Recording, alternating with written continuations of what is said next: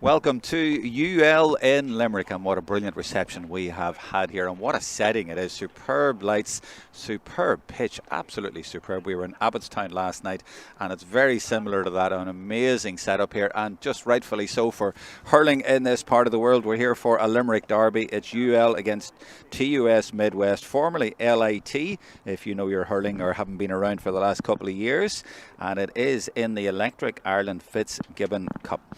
So this game's on here. Earlier on this afternoon we had a terrific game down at Mary against UCC, and we're going to play you now 6 or 7 minutes of interviews and highlights on the best of the action with a few cameras at that game this afternoon. So Mary beating UCC, and we've interviews with Sean O'Halpin, who's with UCC, and with a couple of Mary players. So we're going to play you that, and right after that we'll get into the teams and we'll get into the game from here. So let's first of all look at Mary against UCC. Good tackling and close quarters for Mary. They get possession.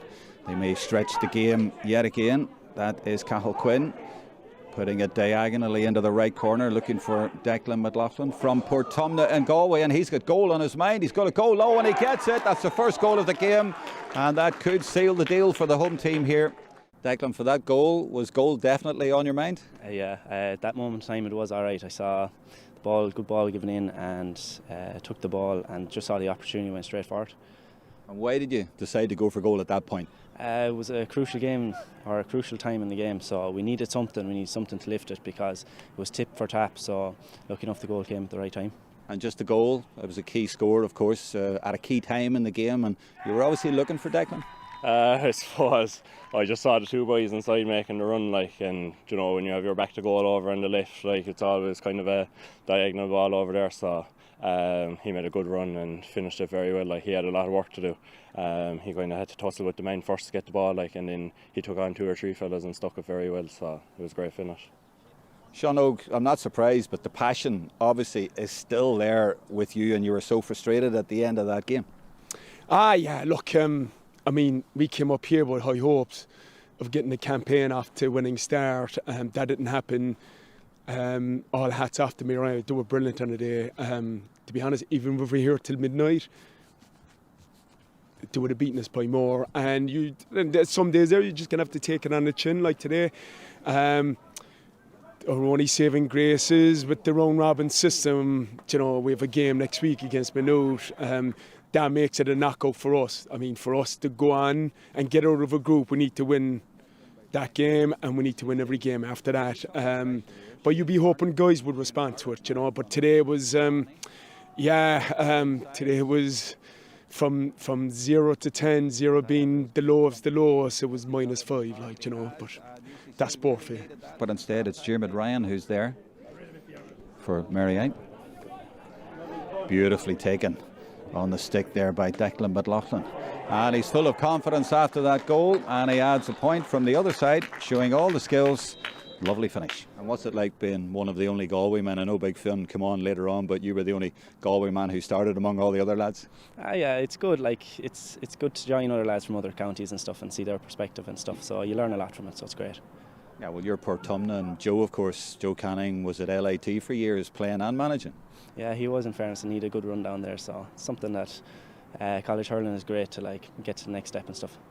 And talking about the next step, that's a great result for you today, puts you in a great position? Yeah, it does, puts us in a great position now for next week, and then hopefully we can push on from there. Colin, Cork man, beating the college here at Mary, that must have been particularly sweet. Yeah, sweet, alright. I suppose it was a big one coming in today, especially when you're playing against the boys that you played underage with. I know nearly more than half of that panel, so when you're teammates and then you're coming up against each other, it's a bit strange. So a nice win, but it's only the start. It's only the start of a campaign. So hopefully we can build on this now. So you can understand what those lads are going through, because behind your shoulder they're still getting talked to, and Sean Og was giving off at them as well. They've a lot to talk about. Yeah, and having Sean Og in your backroom team is unreal. I know we had him under 14 with Cork development squads, and I'm sure he'll G them up for the next day against Maynooth. They're a fine team, and they've few fellas went off injured there today, so I'm sure they'll be back stronger than ever again. Time running out for UCC. The sun has come out in Limerick. Oh, and they've given that straight away. Oh, that's going to be a goal, is it? Oh, he managed to intercept at the last minute there, Brian Saunderson from Colin O'Brien. A cheeky one from the Cork man playing for Mary. I nearly getting a goal there and catching the goalkeeper off the line, but he was alert just about to keep UCC in this. How proud are you to be having the skull and crossbones on your chest there, and how important is it if it's Fitzgibbon Cup, do you think, in this day and age? And I'm thinking perhaps of maybe Cork trying to get back to the top table.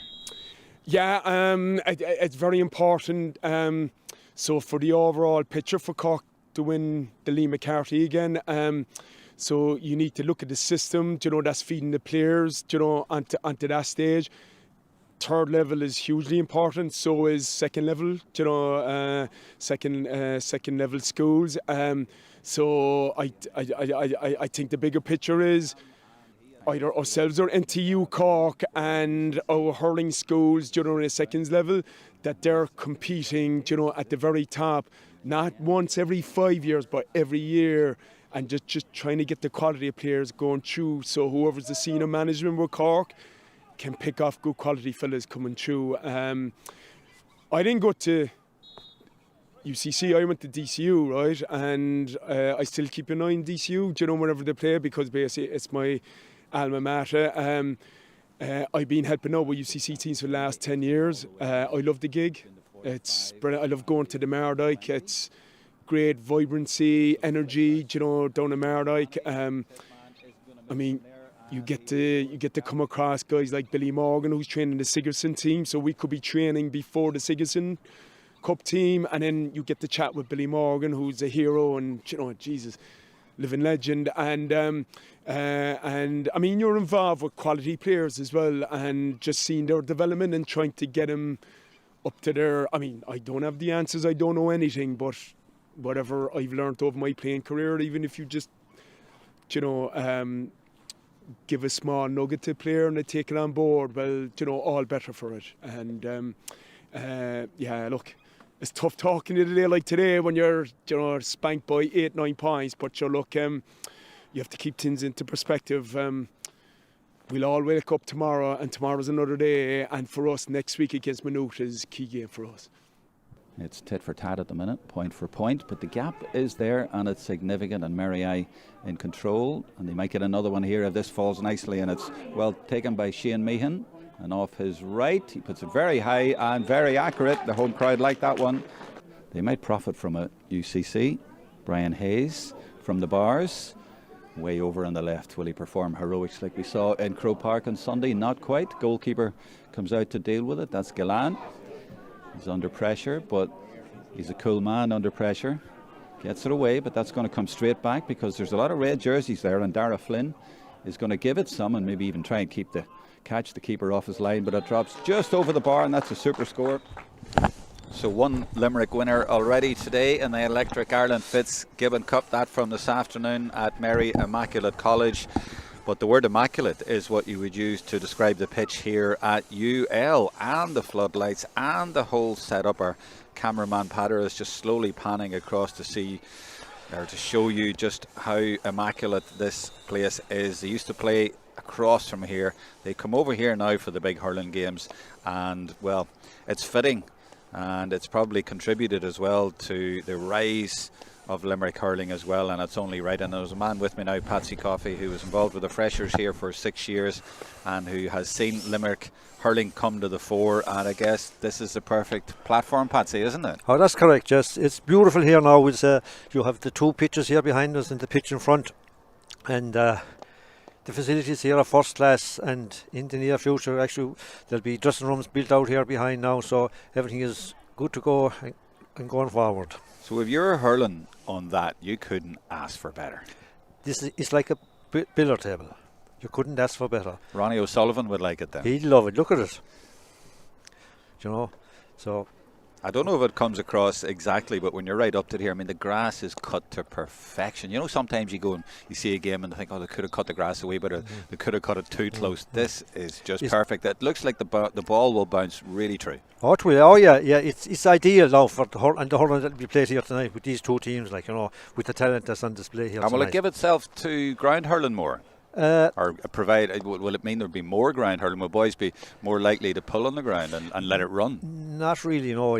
Would say hurling isn't any, is no more pulling on the ball. It's no, that's what I'm sort of asking. There's not as much of it anymore, but I'm just wondering in this sort of, and at this time of the year in most pitches you would think, oh, I wouldn't even try that, but I'm thinking in this sort of pitch they don't let it in like that as much. No, and anyway, the hurleys aren't designed anymore. The hurleys are 30 inches, 32. You need a 34, 36 for the ground hurling and the overhead striking.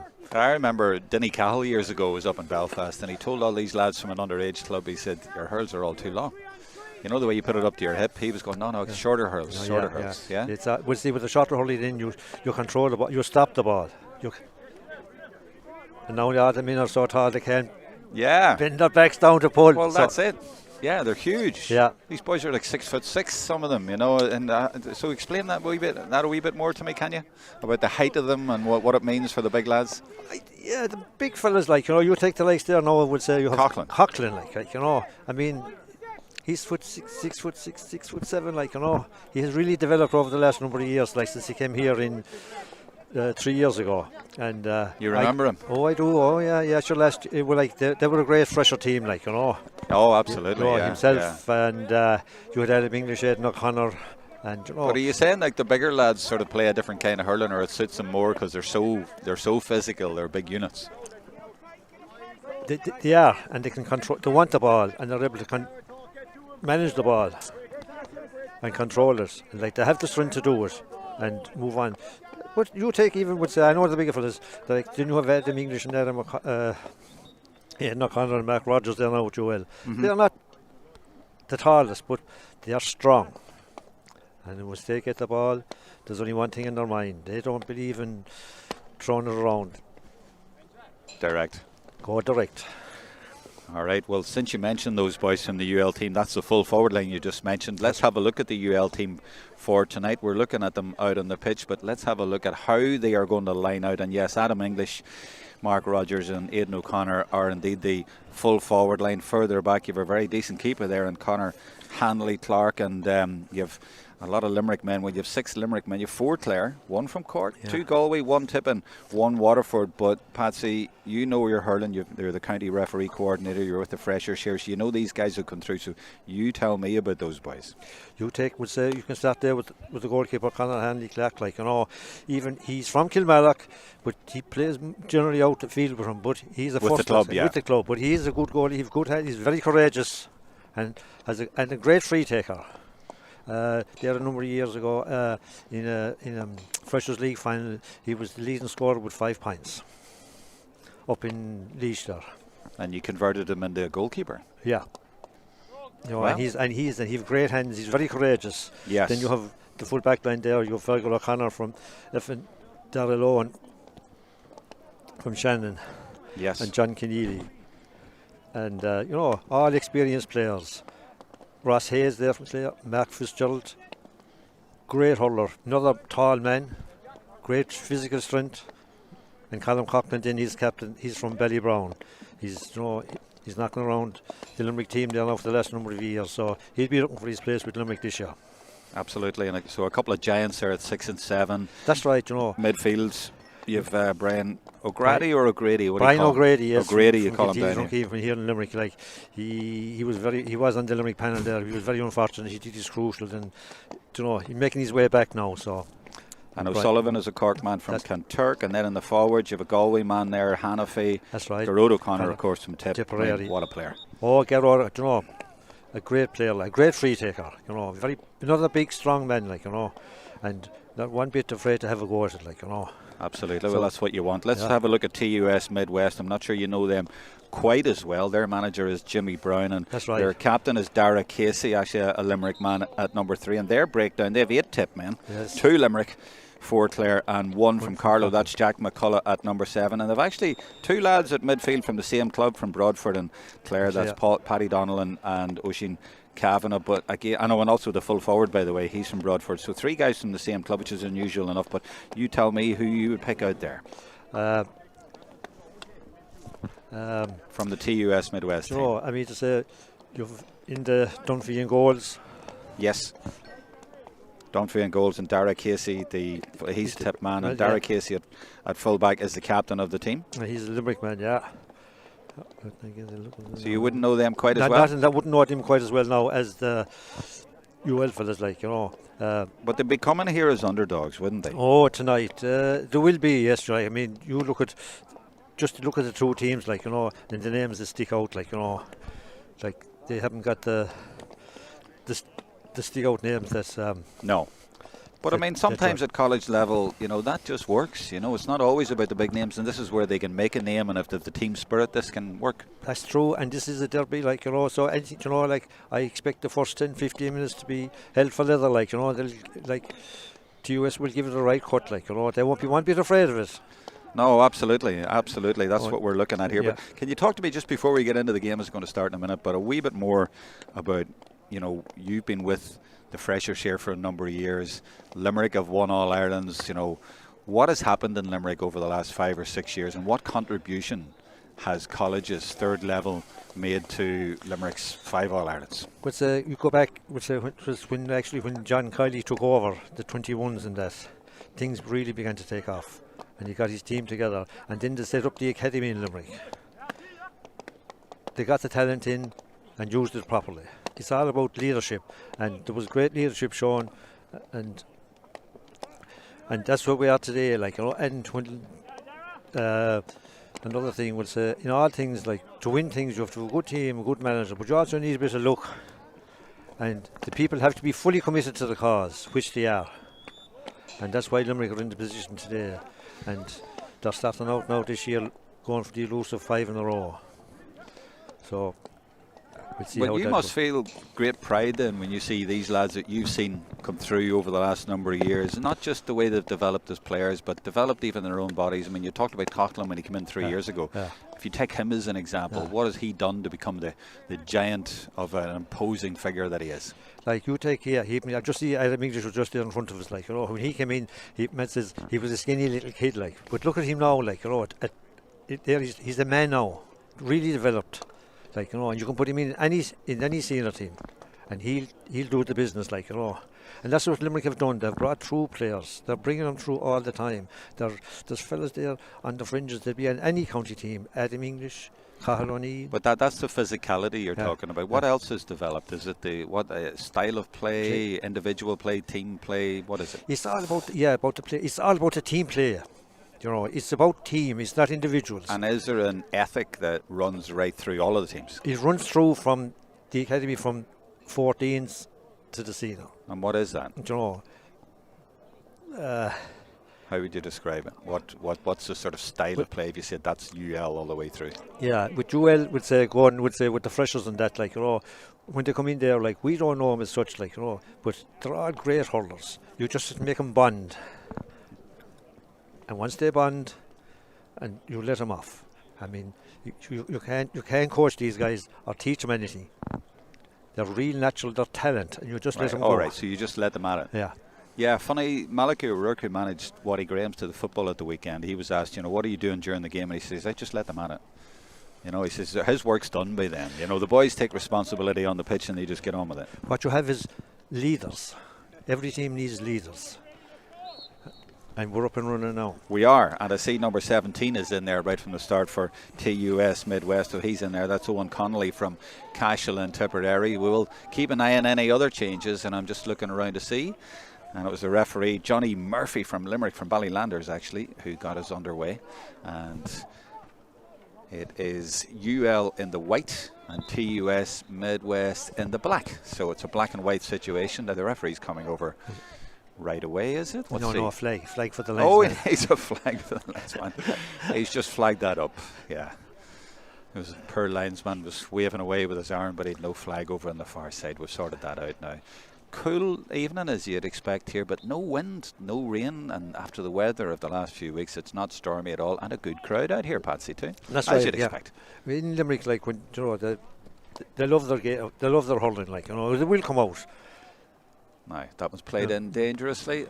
I wonder if the goalkeeper might have to change his jersey. He's wearing black in there. And the keeper at the other end, I think, can't even... Yeah, Oh, yeah, he's wearing black as well. They might want to get a few bibs on those boys. That's a little bit confusing. But UL on the attack, looking for the first score of the game, and it is Aidan O'Connor. No problem at all to the man from Ballybrown, and that's 1-0.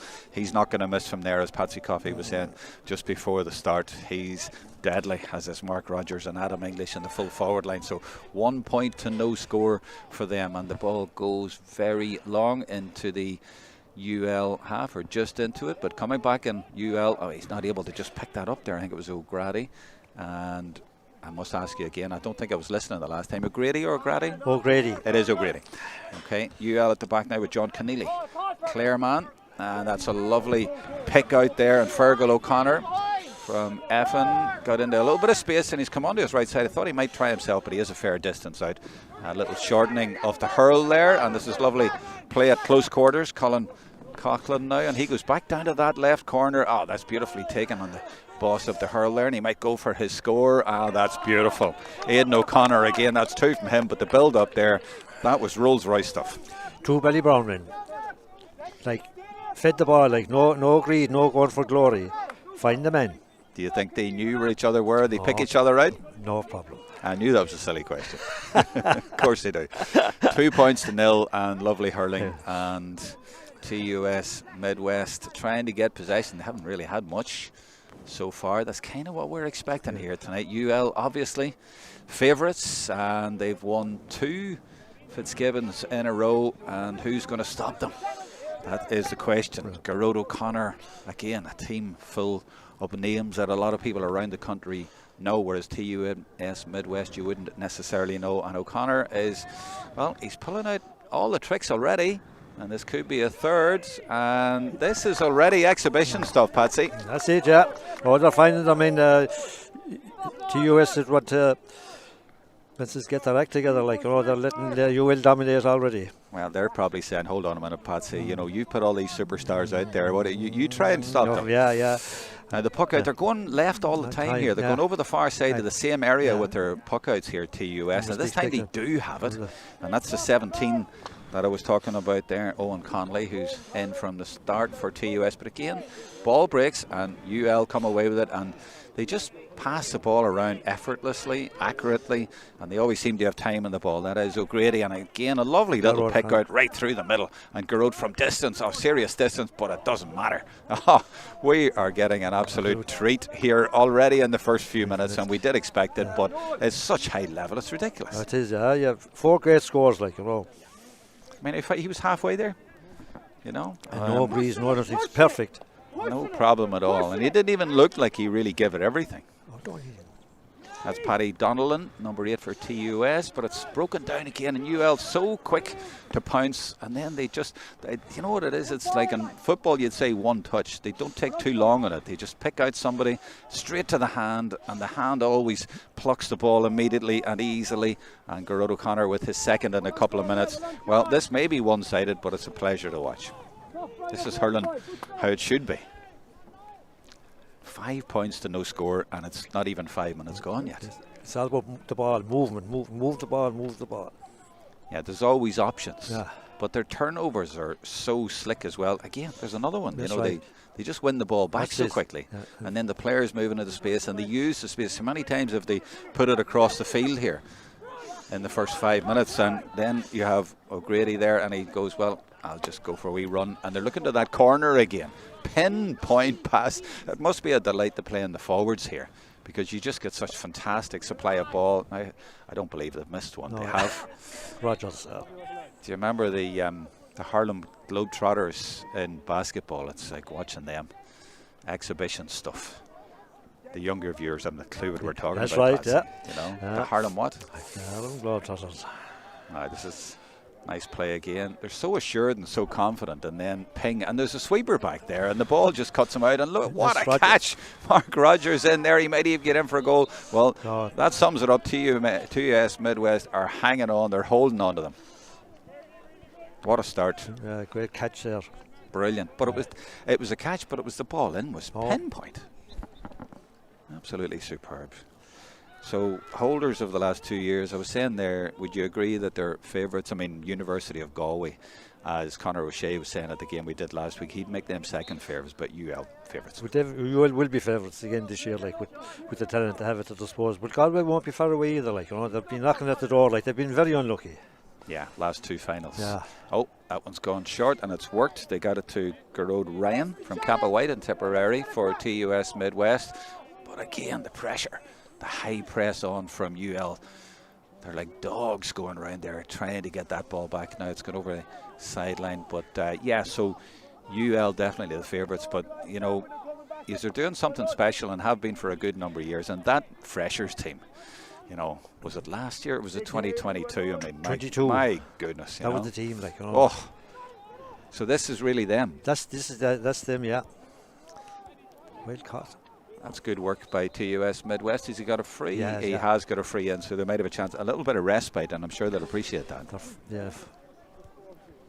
How much do you enjoy watching this sort of hurling when they play like this? I love it, you know. Is it like watching your sons go out there and sort of play at the top level, and you think that's it. Yeah? That's it. Yeah. Yeah, it's terrific stuff. It really is. It can't get any better, like, oh. It can't get any better. Yeah. I hear you. Now TUS Midwest. I've forgotten about them. I think that's gone wide, is it? There's a it's gone inside. It's gone inside the post. He hit it very high. I think it went over the ball net. Yeah. But he's got the point, and it is 6 points to 1. Actually, I thought it was 5, but it's 6. Another effortless catch there from O'Connor. And again, they seem to like putting it down into that corner. That seems to be a tactic, but this time they haven't managed to get it beyond the sweeper. Thomas Duggan, number 4 for TUS. Now, they try to get out, but look at the hunting and packs here by UL, and inevitably they just get it back, and they just go move, ping.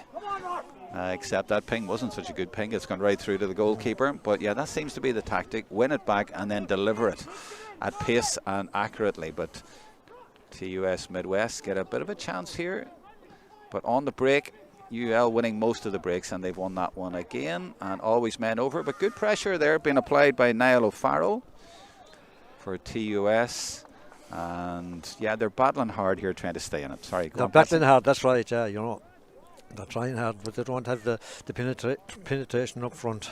They're trying to stay with them. Yeah. But like, it's going to be tough for anyone to stay with these boys. The way they're going, and this is the early stages of the Electric Ireland Fitzgibbon Cup. The finals will be at MTU Kerry in Tralee. That's right. Next month. So we're a good month away, and we're in the group stages here. This is Group B, and there's already been one game in the Group ATU Galway, 14 points, UL 325. Did you catch any of that? I did not know, no.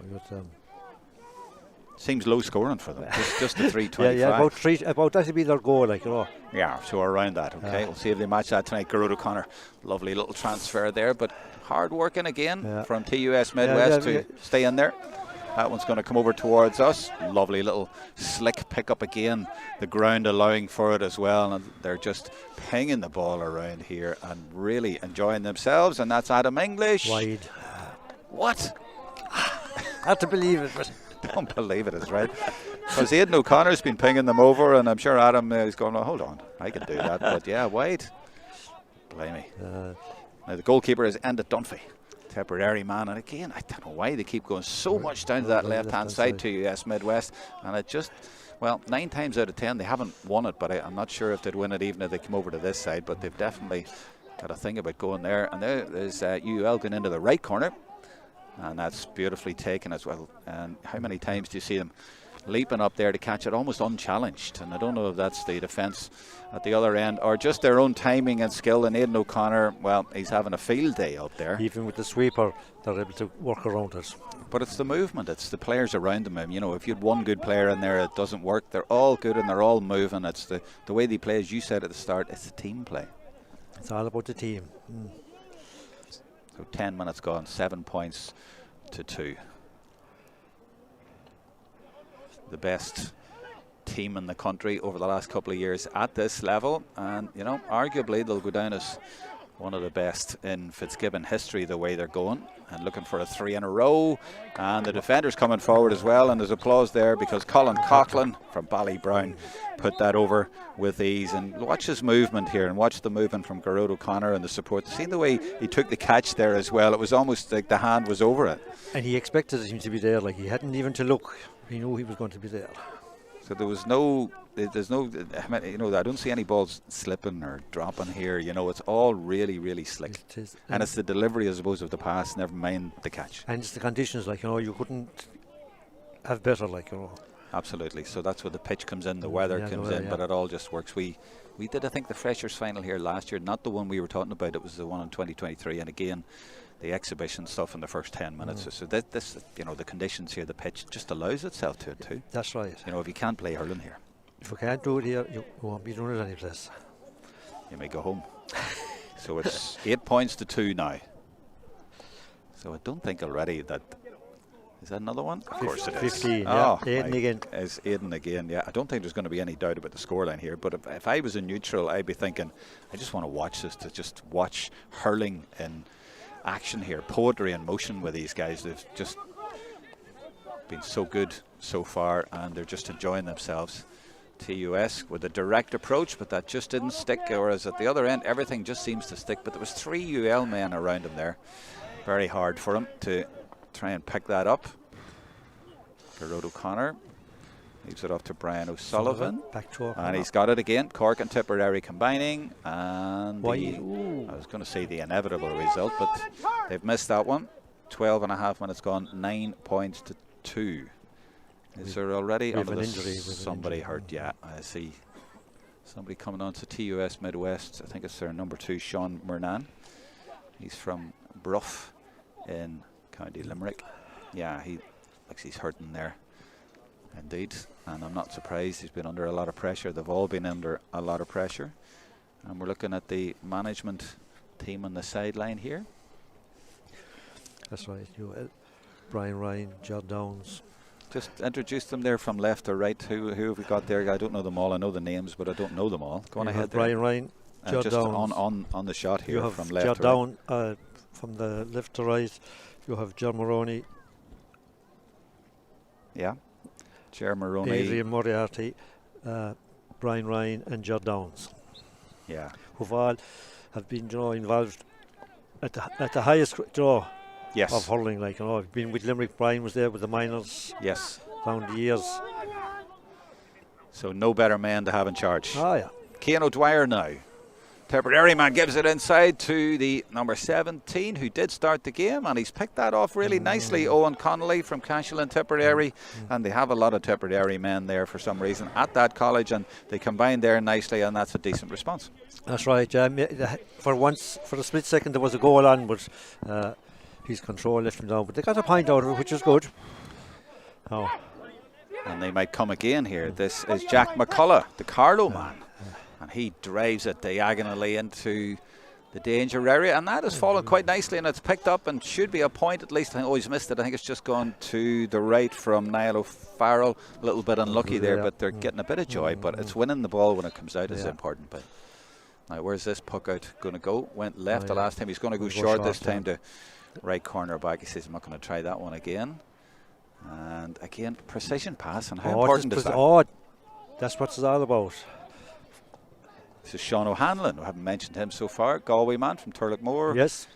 They just make it look so easy. So easy, yeah. First quarter nearly over then, and it's 10 points to 3 points. The only thing I haven't seen them do so far is go for goal. And yeah, there's going to be a change. That's why we're having a little bit of a pause. So it is that number 2, Sean Murnan, who's going to have to go off for TUS Midwest. But yeah, they haven't had to go for goals. They don't have to. They take the points are good. They take the points, and the goals will come themselves. Don't be forced. They don't force the issue.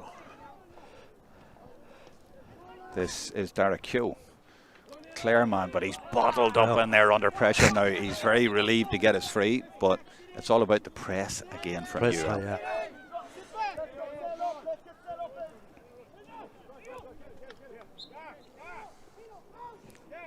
The TUS goalkeeper, Enda Dunphy, comes out to take this. He's from St Mary's. They've gone down towards that left corner position, but Dara Lohan, who's a nephew of Brian, yeah? That's correct, yeah. He comes out to meet that one. But it's not about one player, it's about the support around the ball. And you can see the way that they're hunting down there and trying to get that ball back. And they get it back. No surprise there. And confidently across their own goal to Colin Coughlin. He's got a lot of room in front of him. Is he looking for the Ballybrown connection again? Oh, he puts it beautifully, and it was taken beautifully. It was actually Adam English this time.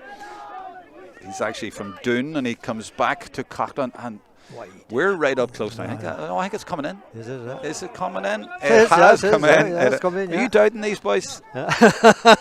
These are your boys. But you know what I noticed there? We're right beside it there, and it was a short ball from Adam English, but he played it with pace and right to the hand.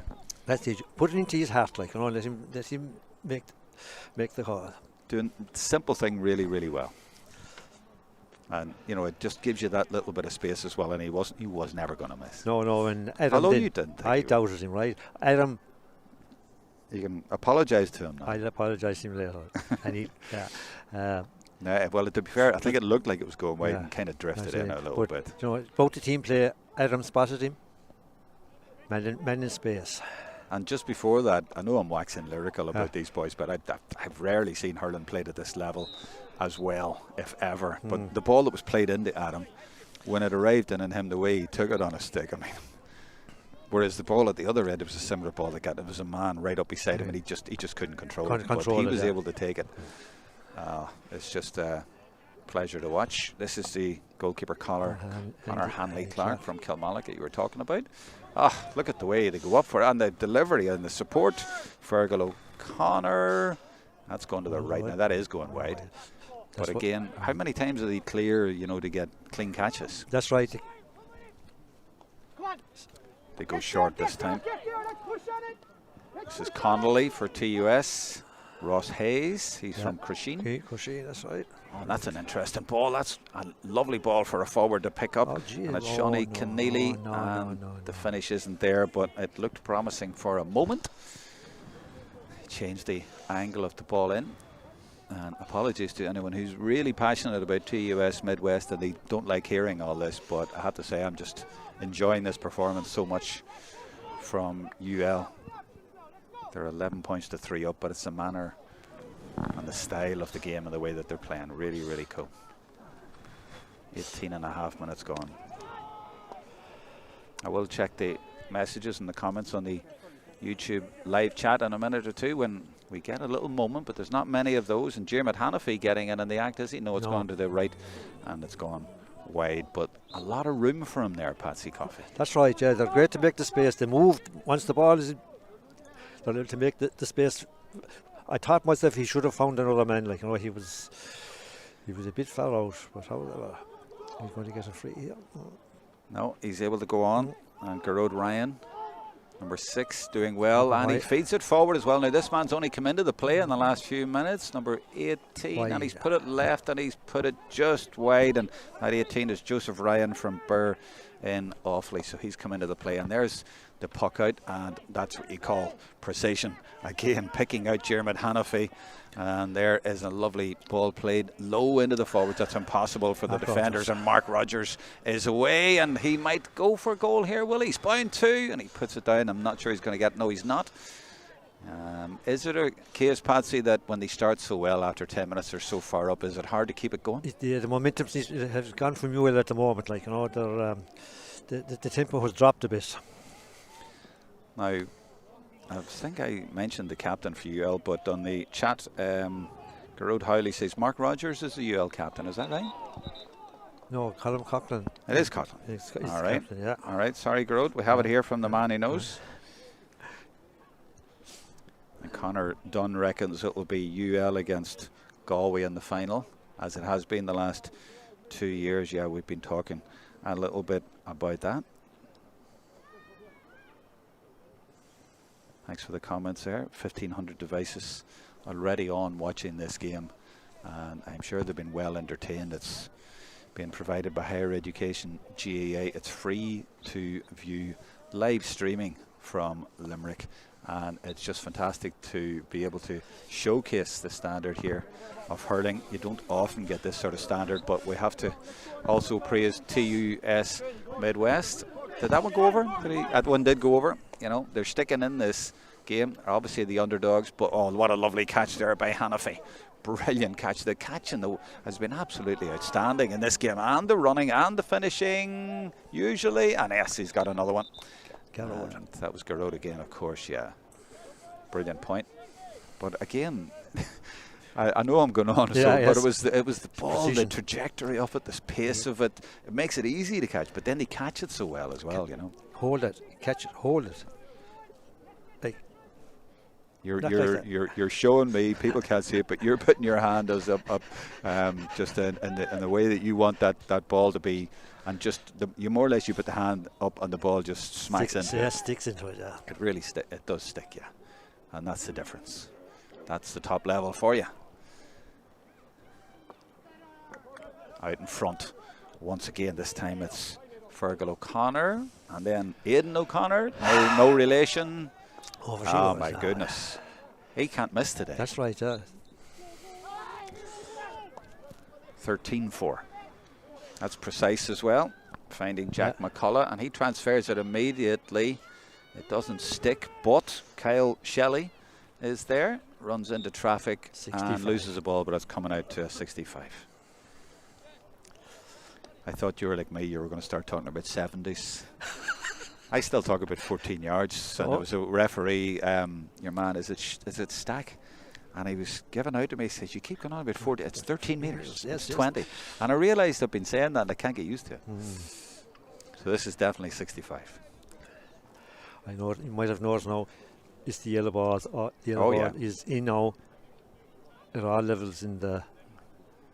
Yeah, even today, it used to be for lights, but now it's getting a lot. Yeah, is that gone over? Yes, yes. It has. He's drilled it over really nicely. That's Kyle Shelley, and that's TUS Midwest's 5th point of the game. Dara Lohan gets it from his keeper, and bang, looking for that corner again. Oh my goodness, Sean O'Hanlon takes it straight away, and really, as you said, the approach play doesn't get better than this. The advantage was wise. So 23 and a half minutes gone. And he caught it again, which is brilliant. But if that ball is put a different trajectory and it's up in the air coming down and there's a man coming out, it's not as easy. No. It's the delivery is just so precise. It's drilled. That's it, yeah.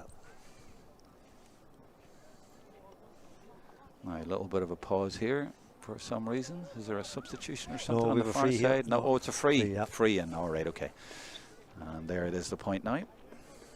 24 minutes gone. So yeah, UL, the favourites, University of Galway. We covered them last weekend. They'll be thereabouts. Lovely catch by Connolly for TUS Midwest.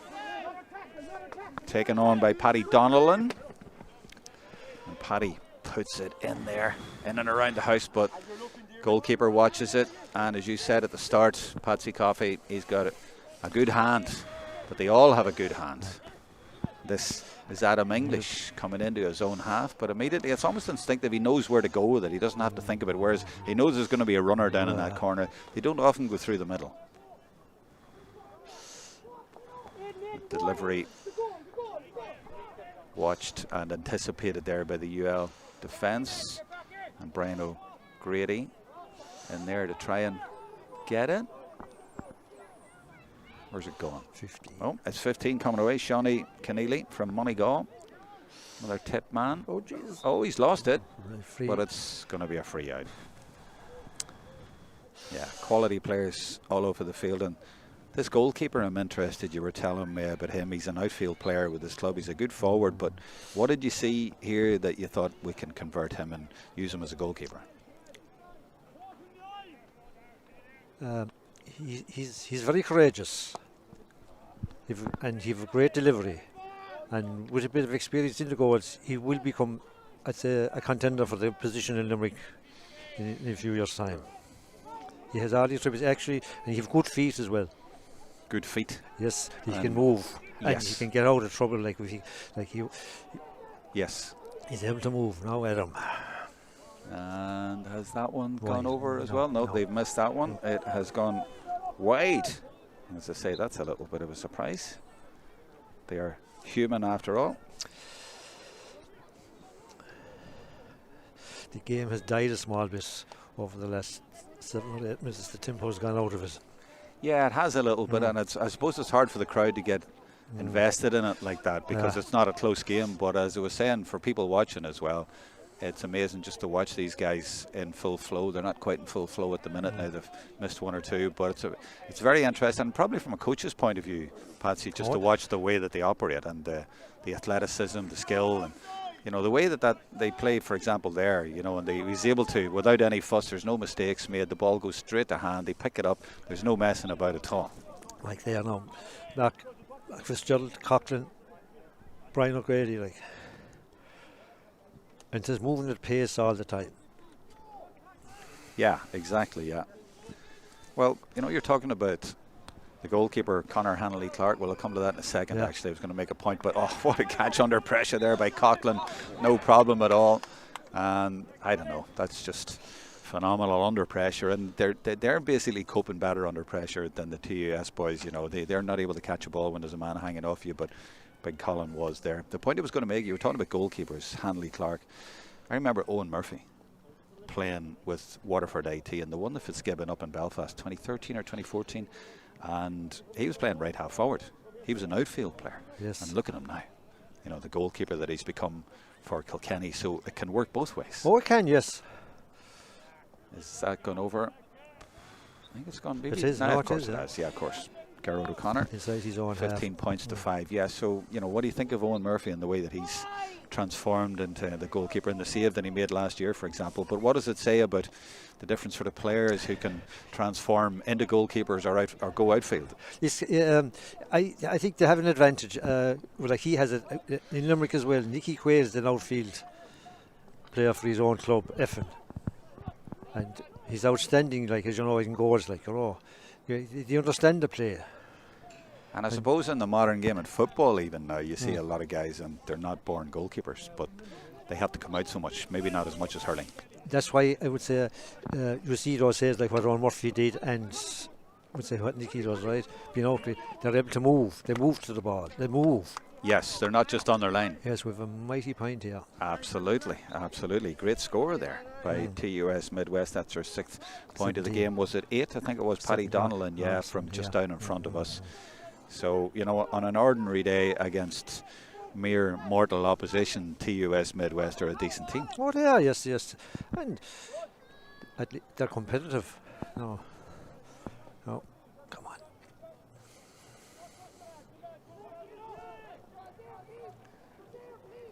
A little bit sloppy at the back for once, but they'll not panic. But serious pressure on them here, and the goalkeeper has to come out to deal with that, and he does. And that's exactly the point we were making. He's not staying on his line. He needs to come out and read it.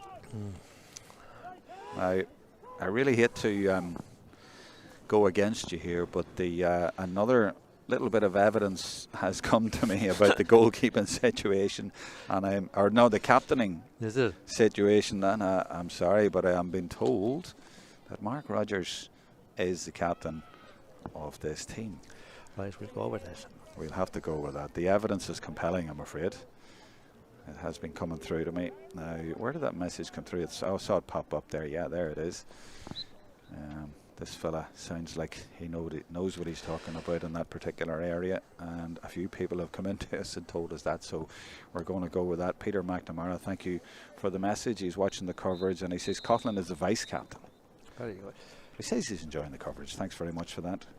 And it is indeed half time, and just before we get to the 30, maybe we slightly went in after that, but the full 30 played. What does that tell you? Not a second needed as well. It was almost like there was no messing about at all. It was just the ball was in play all the time. It was good hurling. Good hurling on the ball all the time. There was no taking out the men or anything. It's good honest hurling. 17 points to 6, so 23 points, and we're going to take a break for about 5 or 6 minutes and come back with the second half, so please join us then.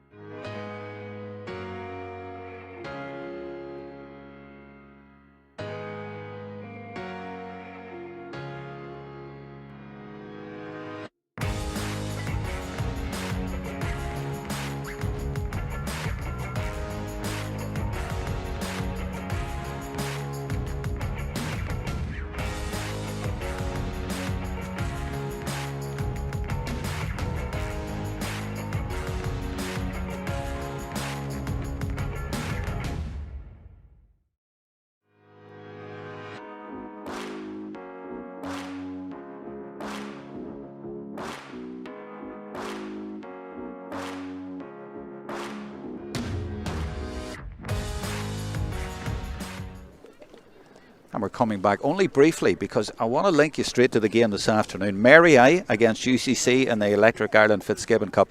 Played this afternoon at Mary I, and here's the highlights of that game with a few interviews as well. Good tackling and close quarters for Mary I to get possession. They may stretch the game yet again. That is Jerome Quinn putting it diagonally into the right corner, looking for Declan McLaughlin from Portumna in Galway, and he's got goal on his mind. He's got to go low and he gets it. That's the first goal of the game, and that could seal the deal for the home team here. Declan, for that goal, was goal definitely on your mind? Yeah, at that moment in time it was alright. I saw the ball, good ball given in, and took the ball and just saw the opportunity, went straight forward. And why did you decide to go for goal at that point? It was a crucial game, or a crucial time in the game, so we needed something. We needed something to lift it because it was tip for tap, so lucky enough the goal came at the right time. And just the goal, it was a key score, of course, at a key time in the game, and you were obviously looking for Declan? I suppose I just saw the two boys inside making the run, and you know, when you have your back to goal over on the left, it's always kind of a diagonal ball over there, so he made a good run and finished it very well. He had a lot of work to do. He kind of had to tussle with the man first to get the ball, and then he took on two or three fellas and stuck it very well, so it was a great finish. Sean Oak, I'm not surprised, but the passion obviously is still there with you, and you were so frustrated at the end of that game. Yeah, look, I mean, we came up here with high hopes of getting the campaign off to a winning start. That didn't happen. All hats off to me, right? They were brilliant on the day. To be honest, even if we're here till midnight, they would have beaten us by more. And there's some days there you're just gonna have to take it on the chin, like today. Our only saving graces with the round robin system. You know, we have a game next week against Maynooth. That makes it a knockout for us. I mean, for us to go on and get out of a group, we need to win that game, and we need to win every game after that. But you'd be hoping guys would respond to it, you know. But today was, today was from 0 to 10, 0 being the lowest, it was -5, you know. But that's sport for you. But instead, it's Jeremy Ryan who's there for Mary I. Beautifully taken on the stick there by Declan McLaughlin. And he's full of confidence after that goal, and he adds a point from the other side, showing all the skills. Lovely finish. And what's it like being one of the only Galway men? I know Big Finn come on later on, but you were the only Galway man who started among all the other lads. Yeah, it's good. It's good to join other lads from other counties and stuff and see their perspective and stuff. So you learn a lot from it, so it's great. Yeah, well, you're Portumna, and Joe, of course, Joe Canning was at LIT for years, playing and managing. Yeah, he was, in fairness, and he had a good run down there. So it's something that college hurling is great to get to the next step and stuff. And talking about the next step, that's a great result for you today, puts you in a great position. Yeah, it does, puts us in a great position now for next week, and then hopefully we can push on from there. Colin, Cork man, beating the college here at Mary I, that must have been particularly sweet. Yeah, sweet, alright. I suppose it was a big one coming in today, especially when you're playing against the boys that you played underage with.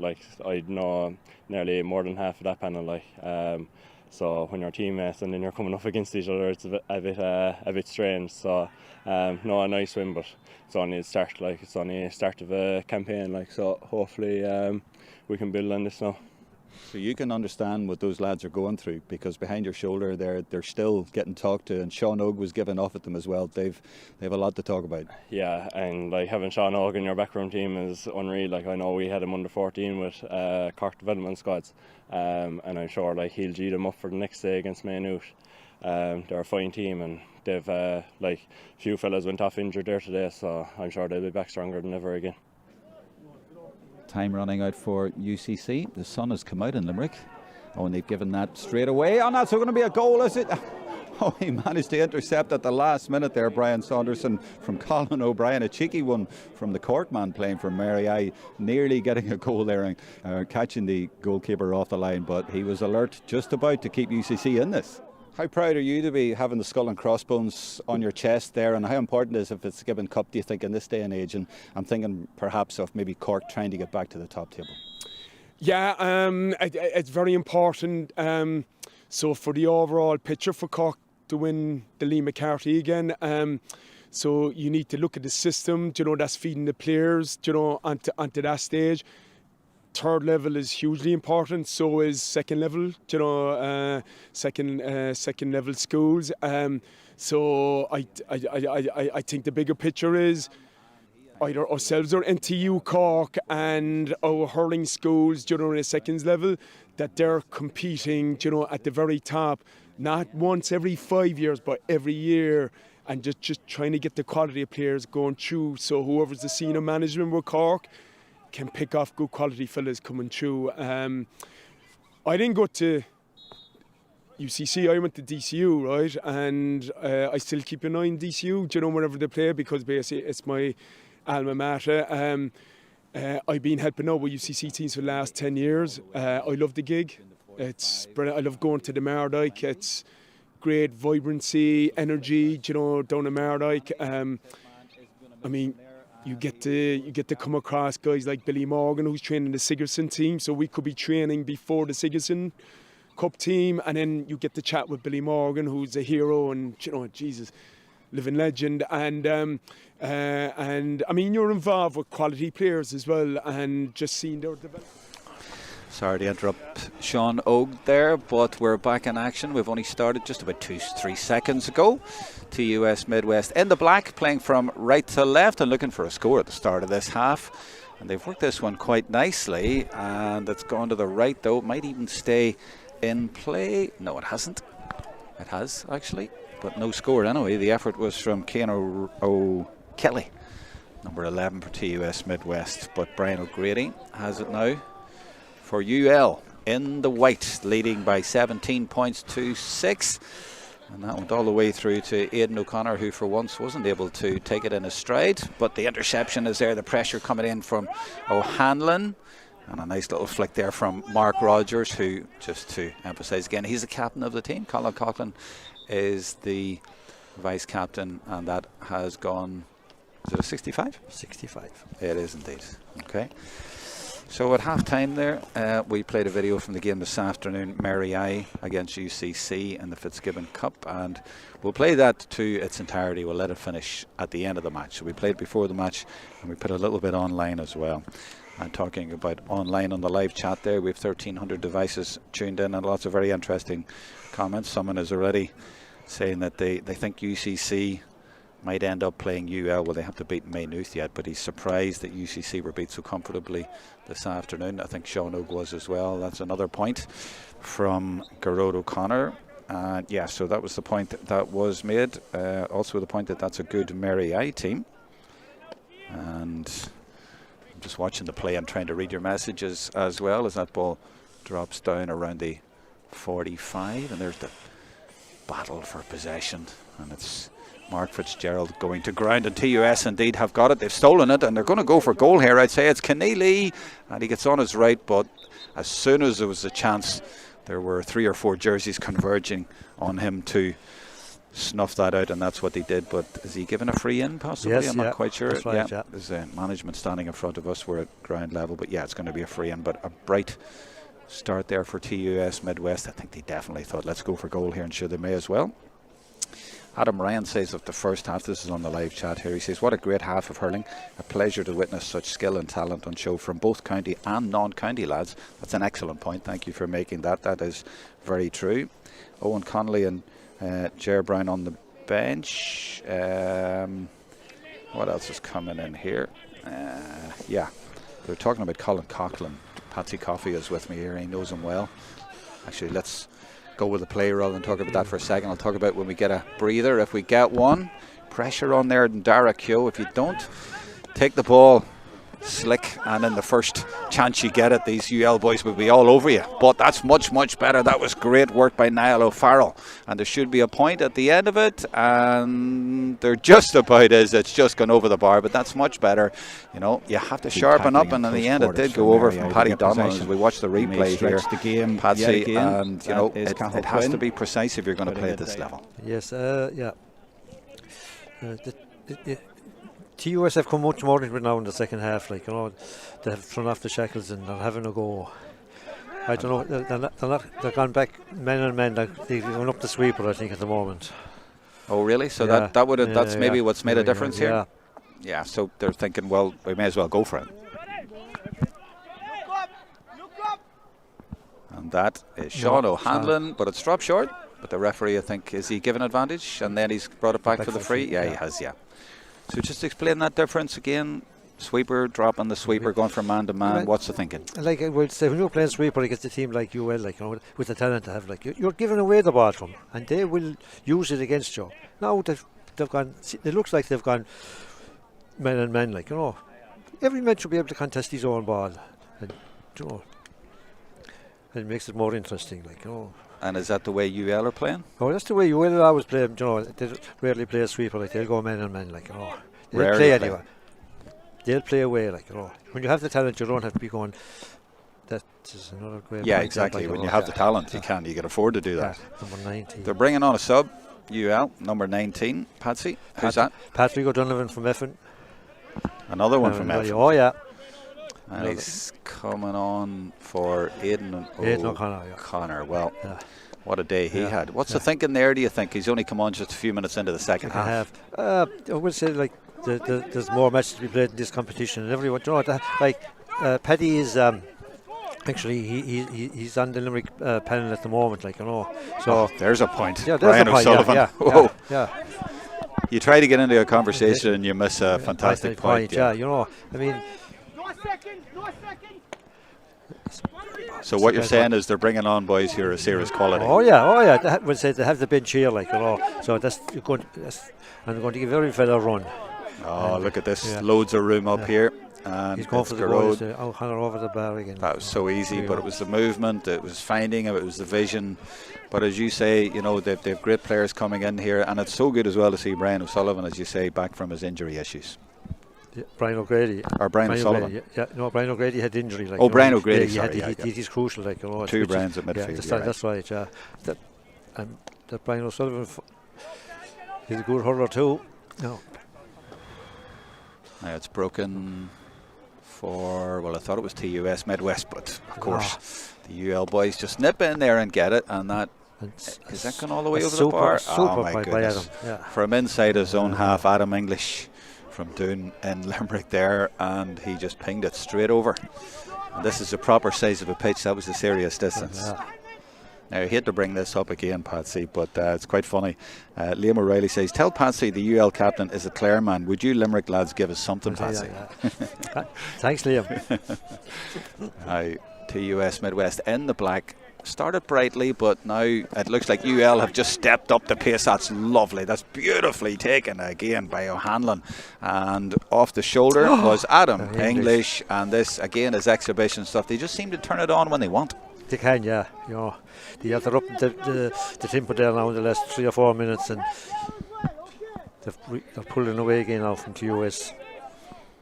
Kieran Maher in the live chat says, is a UL goalkeeper an outfield player originally? Conor Hanley-Clark. Yeah, we talked about that actually a couple of times. He is indeed, but he's very, very good in goals there. And yeah, Colin Coughlin, to emphasise a point we also made earlier. I'll have to break off again here because they're at it again. Oh, lovely play. Beautiful little skill. And has he got a score? Yes. Just inside, I think. Lovely. There was about 3 dummies in there. The poor defender. Where'd he go? But yeah, someone was making the point. Colin Coughlin has gotten huge. Saw him play for Limerick against Clare in the Munster Hurling League. Absolute giant. His frame is filled out. He made Jeremy Ryan look small. And Adam says, yeah, he seems to be a natural leader from the backs with his sheer size and ability to hurl. Really makes him a joy. And that's exactly the point, Patsy, that you've been making, and you know him as well as anybody. Yeah. That's a great ball. Nearly got in there, but cleared by Ross Hayes. And then by Connolly, and that's direct one. I don't think, is he going for his own score from there? Surely not. And there's the man we were talking about, Hanley-Clark. And he... No, he don't. Oh, he's giving it away though. And Cian O'Kelly has it. And he goes low. And almost got there. My angle's a little bit blocked by people on the line, but I think that was close, and the intention was to go for goal, and the referee just holding that up a little bit there, so I didn't have a clear vision of that, but to me it looked, Patsy, that they were going for goal, and why not? Went for goal, actually, it was a turnover. Well, I think it was more they just give it away. That's right, yeah. You know, it was a poor clearance for once. We have our first yellow card. Number 11.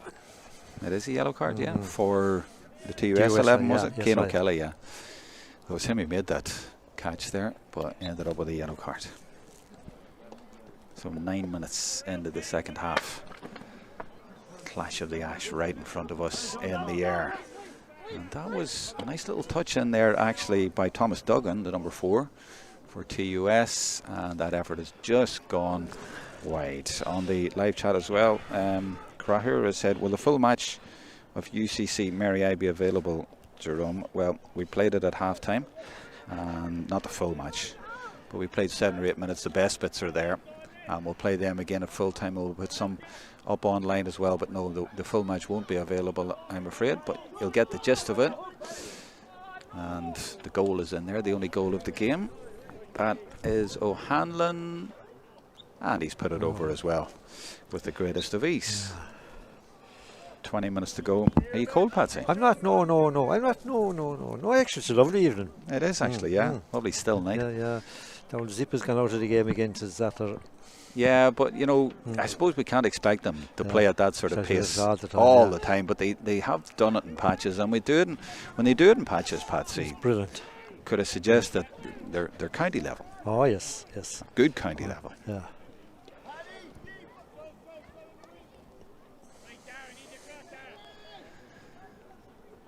The goalkeeper coming out, Conor Hanley-Clark, takes his time, and then he pings that about 100 yards down the pitch, and they fight for it. TUS's fullback did well there. That's Dara Casey. He's also their captain, Limerick man too. And that's Kyle Shelley, an attempt from serious distance, but just gone to the right and gone wide. We're going to have another substitution here for UL. Go on ahead. 24, Ian Byrne. Ian Byrne, 24 from Glenmore. Glenmore and Kilkenny man. And he's coming in for. Trying to watch who's. Oh, here we go. Down to the right here, Patsy. Adam, is it? Adam looks it. So they're taking off both of their corner forwards who have been on fire tonight. And as you say. No, it is Mark Rogers actually. Oh, you're right, it's Mark Rogers, yeah. But yeah, they have a lot of hurling down the road. That's right. And they've more than shown well tonight. So less than 20 minutes to go in this Electric Ireland Fitzgibbon Cup Group B game. Live and free to watch thanks to the Higher Education GAA committee, only on the Higher Education GAA YouTube channel. And we are being treated tonight to a great display from the holders, winners of the last 2 years and favourites to make it 3 in a row, in fact. Sean O'Hanlon is number 12 over there on the ball at the minute from Turlough in Galway. And yes, they've gone back to that thing where you just know it's over even before it's got there.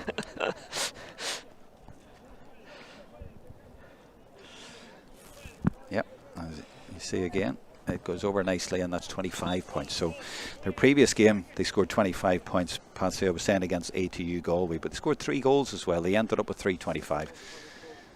Another substitution. I think TUS Midwest appear to have brought somebody in. I'm just trying to see the number, or is that? He's having a word with him. I'd say number 12. Yeah. Oh, that's what it is. Yeah. So Jack Ryan's been spoken to. He's from Drummondinch in Tip. So not a substitution. No. Back with the play then. And that's ended Dunphy, giving it everything off the boss of his extra large goalkeeping puck out hurl. Oh, there's a chance here. That's good pace and good anticipation from TUS, but they're bottled up right away, and there's a battle. But hold on, the full forward, Niall O'Farrell, and he gets a shot away, and they're going to bundle it over the line. They have bundled it over the line, and the goalkeeper seemed to do well initially, but they've got a goal. And fair play to them for the way that they have applied themselves here. They haven't gone away, but that's good determination. Well laid off as well, and there's just, I'm not sure he connected exactly as he wanted there, Sean E. Keneally, but in the end it fooled the goalkeeper, and I'm not sure who it was put it in right on the line. Number 11, Cian O'Kelly. So a goal for TUS, the first goal of the night. I was just saying there's been no goals. Even UL haven't got a goal for all their 25 points, but no goals. But you know what? They might just say we'll go for one now. I'll see if they can do that. They maybe will up the pace a little bit here. Maybe that's upset them a little bit. Nicely taken. Well, almost nicely taken. Under serious pressure and too much pressure, and that's going to be a free in.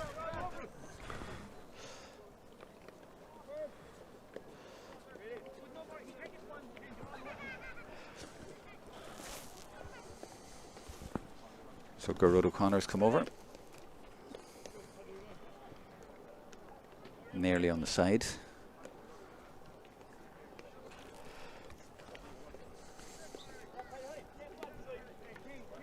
Linesman is telling the defender to go back a little bit. I don't think it's going to make much difference. He lifts the yellow, or is it lime green hurl, or slither rather, and it's gone straight over the bar. No problem.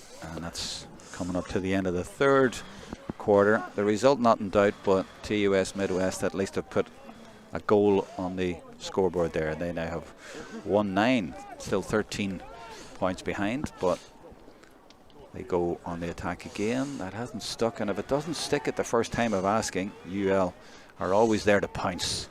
That's great, determined, forceful play by Adam English. And has he got a score as well? No, it hasn't. He hasn't, but it was a good burst down that side. And as I say, Patsy, as soon as there's a mistake, they pounce and they punish you, usually.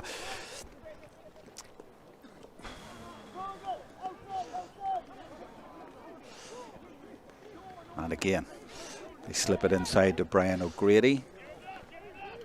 The yellow helmet gives it to Mark Fitzgerald. He's from Passage East. Waterman.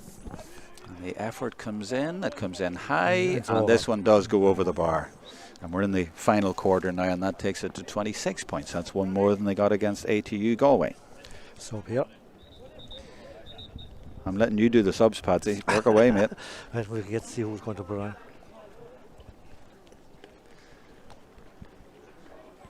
So yeah, looking through the subs anyway, Patsy. Conor Flaherty, you know all these lads, so yeah, 21's coming on there now. Yeah, Conor Flaherty, Clare Galway, yeah.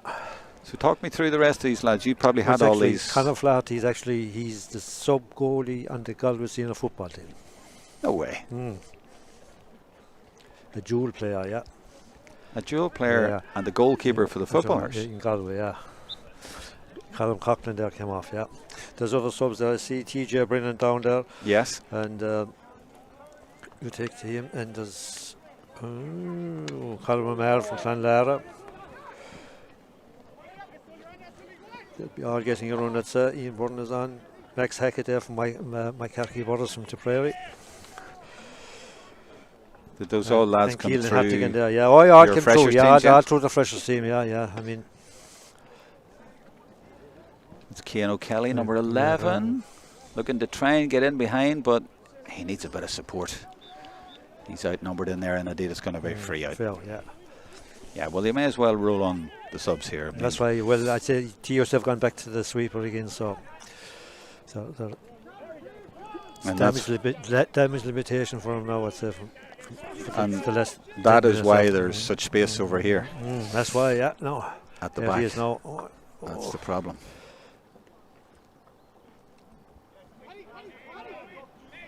Good burst out of defence again, and they give it to Cian O'Dwyer.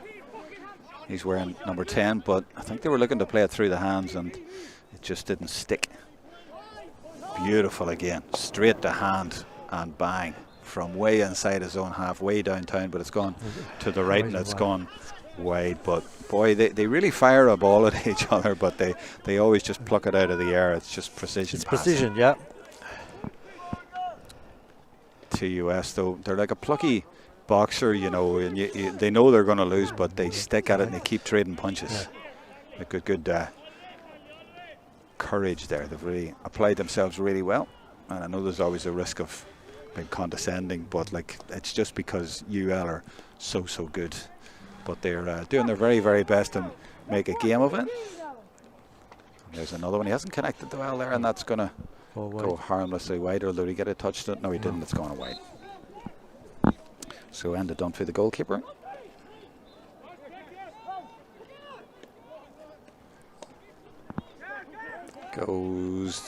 It's gone straight back to UL. I think he was trying to get over him, but these lads are tall lads. You're not getting over them. Chance here. Are we talking goal time? Is it goal time? Oh, is it goal time? What a finish, Patsy Ian Coffey. Byrne, I'm telling you. You're purring over that one. Did you know he was going for that? Oh yeah, it was only one thing in his mind. We have another sub now. Very well. I was just saying a minute ago, with the goal at the other end, that TUS Midwest, they might just have annoyed them a little bit. But what a lovely finish. Oh, poetry in motion. Ian Byrne's club, by the way, I'm just trying to check it. Glenmore Kilkenny. Kilkenny, yeah. So 126 plays 1-9 now. Top corner goal. There's nobody's saving that. Yeah, so quite a few subs on the field now, UL, but you can see the quality is still very, very high out there. And boys like that are trying to stake a claim to starting or getting a place later on down the roads. Another sub about to Cian come Galvin in. is on, yeah. And Did he actually come in? he's Cian Galvin, number 22, yeah. Oh yeah, he's come in. Oh, yeah. Cian Galvin has come in, and there's another one being lined up as well. So yeah, UL firing on the subs 25. as we now hit the 50-minute mark, and 25 is. Keelan Hartigan. Where's he from? He's from Scariff. Oh yeah, same Yeah. club as Mark Rogers, the Yeah. captain. And 10 has come off Jeremy Hannafy. This is Adam English over the ball. Oh, he slices that and sends it towards goal, but it hasn't got that far. 3, 4 white jerseys there to block the TUS Midwest player from even getting out of his 21. And eventually it emerges, and yeah, they've got it. Sean O'Hanlon feeds it back out. TUS Midwest doing really well though to win it back for themselves, and then fired down there, and they've left Cian O'Kelly up there to see if he can get a goal in there, even though it's 2 against about 4 or 5 players here. You'd think UL had about 20 players on the pitch. They have more players, it seems, all over the field, and that's a high and hopeful one, but it's beautifully taken. What a catch and a brilliant ball inside. This is amazing hurling, and the keeper has ruined what would have been one of the goals of the season there. It was a great catch by Patrick O'Donovan. Yeah, absolutely was under pressure, and the ball across as well. Yeah. Superb stuff. But we've already had one fantastic goal, nearly had another one. They've got it back. They really work so hard to get the ball back so quickly, don't they? Yeah, and they move it. Once they get it, they move it. Yes, I noticed that. Yeah. It's like in football it would be called two-touch football. Oh, yeah. You know, they don't take a few solos and No. take the glory. You know, they move it quickly, as you see Let here. One look up and bang. Let the ball do the work. Yeah, I've noticed that right from the start of the game, you know. And there again, whatever you do it quickly. Yeah, oh yeah. No. And that's broken now for Sean O'Hanlon. And that's he it. gets in on the act. Yeah. They must have heard me saying Yeah, they scored yeah, 325 the last day, and they'd scored 26 this day. They've reversed that now, and as you were saying, Patsy, earlier on, they're now going for their goals. Goals will come. Points early in the game, and as a team then gets tired, the opportunities presented. There's 2 opportunities, 2 goals. Aidan Ryan is saying that it's great coverage, even if he has to listen to my former fellow whistler, Patsy Coffey. I think that's a compliment.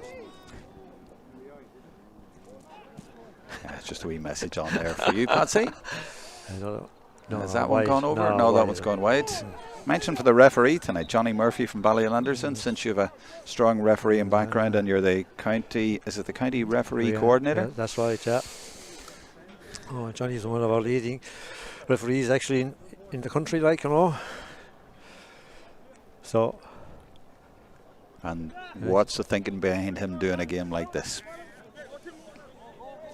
Is it like give them the best? I mean, I've seen David Goff doing the football. That's right. I mean, and last week you had James Owens doing the game that we did as well. I mean, these players and teams deserve, you know.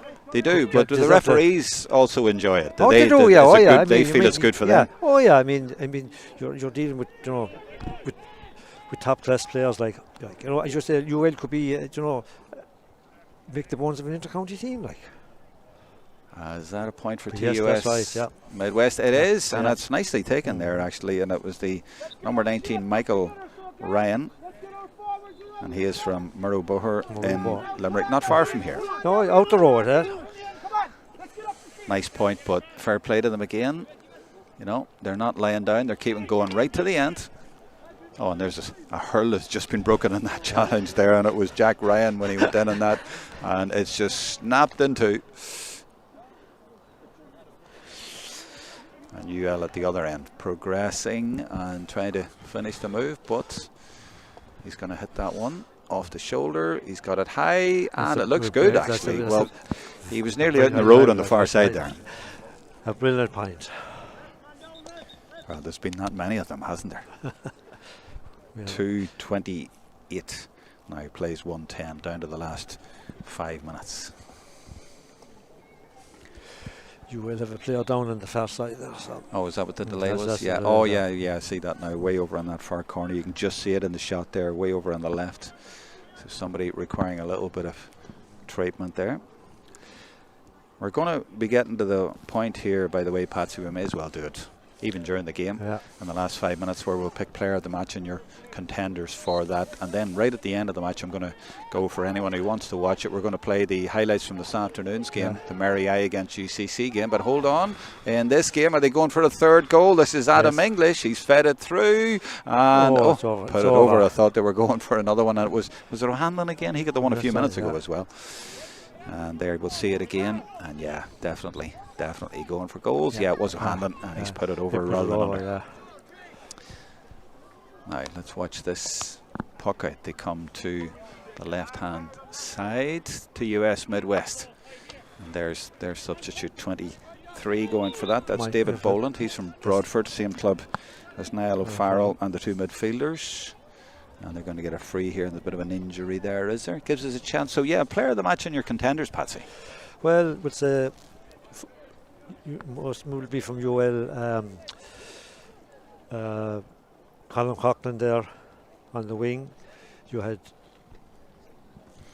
Brian O'Grady there in the middle of the field. And either forwards. All forwards play their part. Once the ball into the you had Aidan O'Connor, Mark Rogers, Adam English, Gerard O'Connor looked dangerous every time they got on the ball. And for TUS then, you had Gerard right there at the back, and Cian O'Kelly, tried their hearts out. Yeah, and that point underlines that. They're still getting the odd point up there, and they've got now into double figures. They're up to 111. Not so bad. Oh, beautifully played.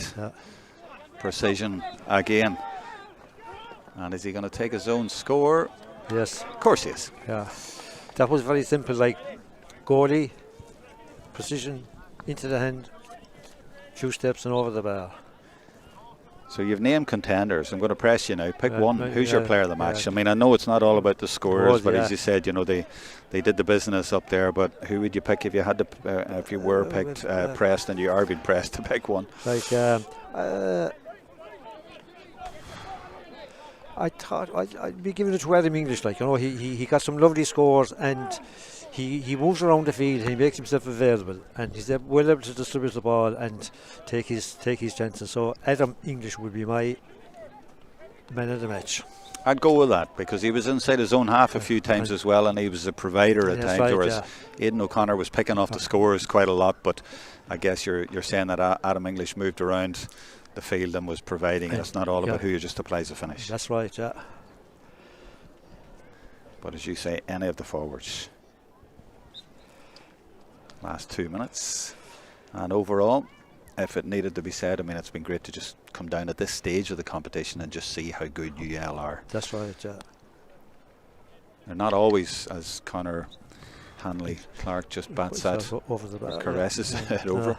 But they're not always going to have these sort of conditions and this sort of weather and this sort of fantastic pitch to play on. There may be a leveler along the way, but they're going to be some juggernaut and very, very hard to stop, obviously, Patsy. Oh, there will be. There'll be other teams there. Will say like the result today. That's a big result for Mary, so they'll be knocking at the door too. Like you have Mary, you'll have Galway, and you'll have UCD or DCU. Like they'll have a say in it too.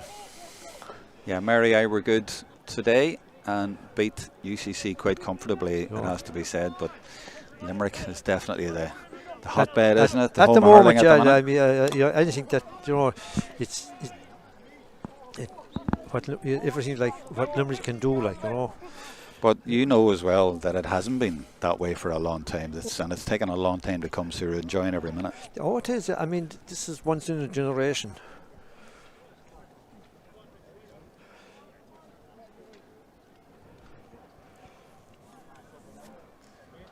That looked like a painful one. Oh, yeah.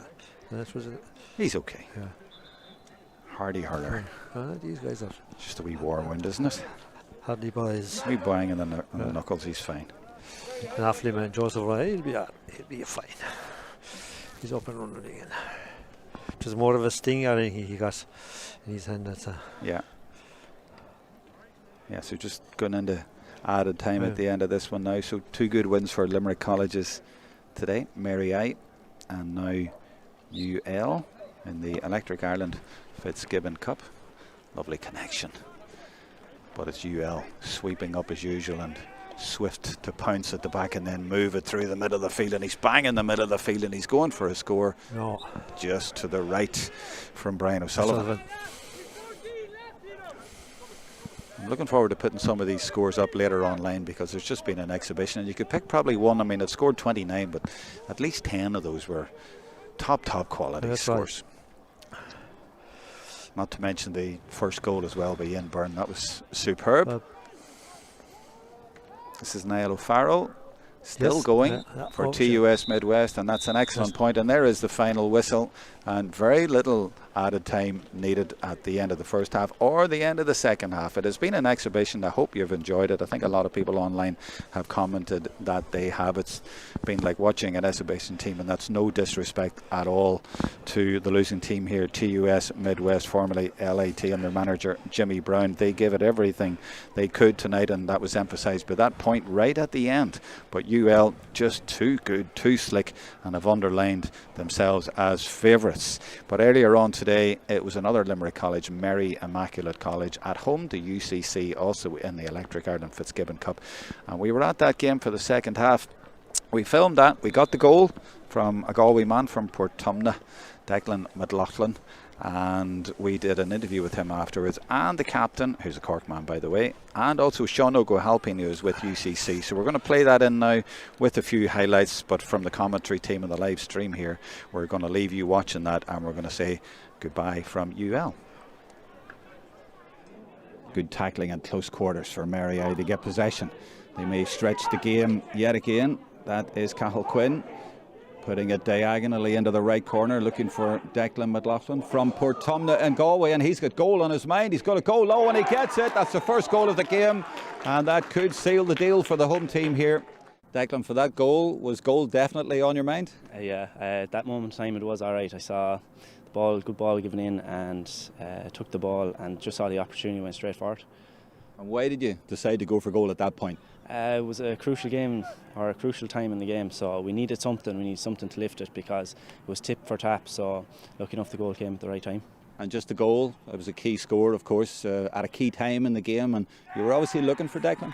I suppose I just saw the two boys inside making the run, and when you have your back to goal over on the left, it's always kind of a diagonal ball over there, so he made a good run and finished it very well. He had a lot of work to do. He kind of had to tussle with the man first to get the ball, and then he took on 2 or 3 fellas and stuck it very well, so it was a great finish. Sean Oak, I'm not surprised, but the passion obviously is still there with you, and you were so frustrated at the end of that game. Look, we came up here with high hopes of getting the campaign off to a winning start. That didn't happen. All hats off to me, right? They were brilliant on the day. To be honest, even if we're here till midnight, they would have beaten us by more. And some days there, you're just going to have to take it on the chin, like today. our only saving graces with the round robin system. We have a game next week against Maynooth. That makes it a knockout for us. I mean, for us to go on and get out of a group, we need to win that game, and we need to win every game after that. But you'd be hoping guys would respond to it, But today was, today was from 0 to 10, 0 being the lowest, it was -5, But that's sport for you. But instead, it's Jerome Ryan who's there for Mary. Beautifully taken on the stick there by Declan McLaughlin. And he's full of confidence after that goal, and he adds a point from the other side, showing all the skills. Lovely finish. And what's it like being one of the only Galway men? I know Big Finn come on later on, but you were the only Galway man who started among all the other lads. Yeah, it's good. It's good to join other lads from other counties and stuff and see their perspective and stuff. So you learn a lot from it, so it's great. Yeah, well, you're Portumna, and Joe, of course, Joe Canning was at LIT for years, playing and managing. Yeah, he was, in fairness, and he had a good run down there. So it's something that college hurling is great to get to the next step and stuff. And talking about the next step, that's a great result for you today, puts you in a great position. Yeah, it does, puts us in a great position now for next week, and then hopefully we can push on from there. Colin, Cork man, beating the college here at Mary I, that must have been particularly sweet. Yeah, sweet, alright. I suppose it was a big one coming in today, especially when you're playing against the boys that you played underage with. I know nearly more than half of that panel. So when you're teammates and then you're coming up against each other, it's a bit strange. So no, a nice win, but it's only a start. It's only a start of a campaign. So hopefully we can build on this now. So you can understand what those lads are going through, because behind your shoulder they're still getting talked to, and Sean Og was giving off at them as well. They've a lot to talk about. Yeah, and having Sean Og in your backroom team is unreal. I know we had him under 14 with Cork development squads, and I'm sure he'll G them up for the next day against Maynooth. They're a fine team, and they've few fellas went off injured there today, so I'm sure they'll be back stronger than ever again. Time running out for UCC. The sun has come out in Limerick. Oh, and they've given that straight away. Oh, that's going to be a goal, is it? Oh, he managed to intercept at the last minute there, Brian Saunderson from Colin O'Brien. A cheeky one from the Cork man playing for Mary I, nearly getting a goal there and catching the goalkeeper off the line, but he was alert, just about to keep UCC in this. How proud are you to be having the skull and crossbones on your chest there, and how important is it if it's Fitzgibbon Cup, do you think, in this day and age? And I'm thinking perhaps of maybe Cork trying to get back to the top table. Yeah, it's very important. So for the overall picture for Cork to win the Lee McCarthy again, so you need to look at the system, that's feeding the players, onto that stage. Third level is hugely important, so is second level, second level schools.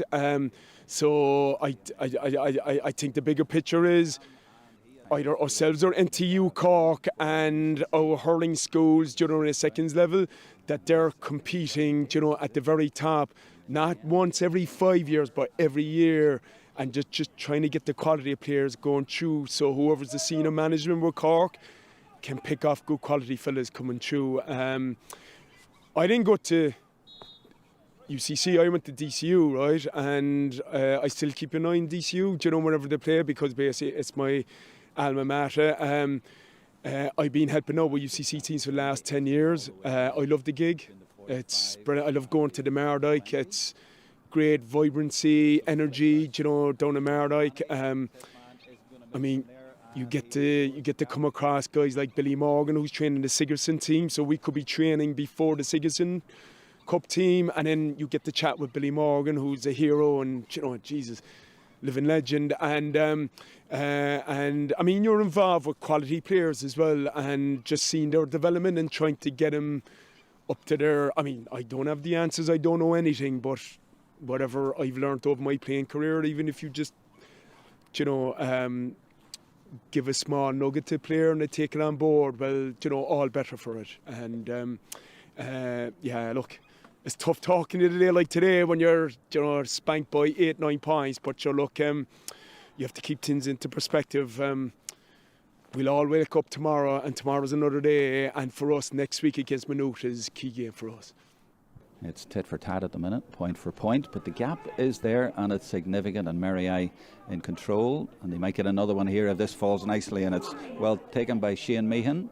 And off his right, he puts it very high and very accurate. The home crowd like that one. They might profit from a UCC. Brian Hayes from the bars. Way over on the left. Will he perform heroics like we saw in Croke Park on Sunday? Not quite. Goalkeeper comes out to deal with it. That's Gillan. He's under pressure, but he's a cool man under pressure.